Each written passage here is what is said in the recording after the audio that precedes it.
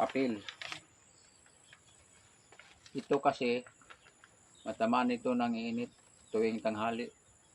So itong papel, kahit maulanan ito, hindi ito masisira basta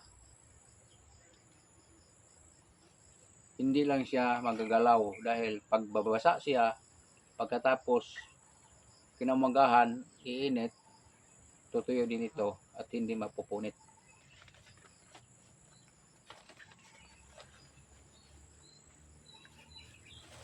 Ito ang gawin natin sa mga bunga ng kakao na kapag ibaging mo